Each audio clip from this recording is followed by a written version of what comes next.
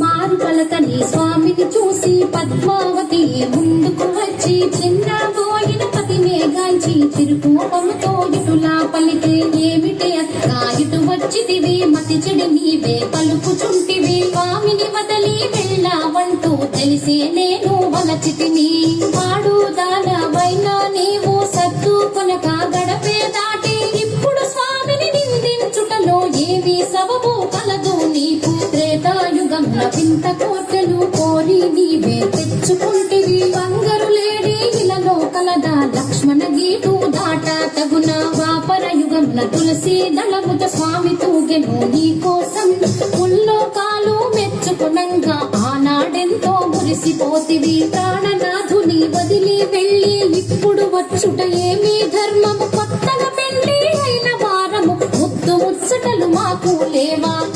బాబు లక్ష్మీదేవి పద్మావతితో కయ్యం మగలు పోయే చిన్న దాన మాటలు బాగా నేర్చిన దాన ఎంత గడుసరి దానవు నీవు నా పతి నీదు వలలో పడెను పెళ్లి అయిన వారితో నీవు పరిణయమేలా ఒప్పుకొంటివి పురుషులకేలా కరువు వచ్చిన నా మగడే నీకు దొరికి నాడా పద్మావతి లక్ష్మీదేవితో కయ్యం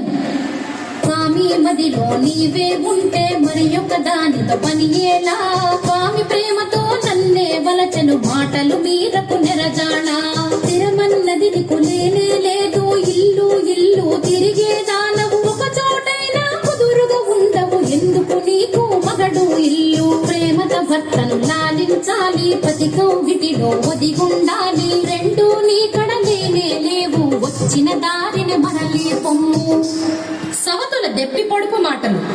లక్ష్మీదేవి పద్మావతిని ఎత్తి పొడుపు మాటలు అనగా పద్మావతియే లక్ష్మీదేవిని పుల్లా వెరుపు మాటలు అని ఇద్దరు భార్యల మాటలు వింటూ శ్రీనివాసుడే సర్ది చెప్పగా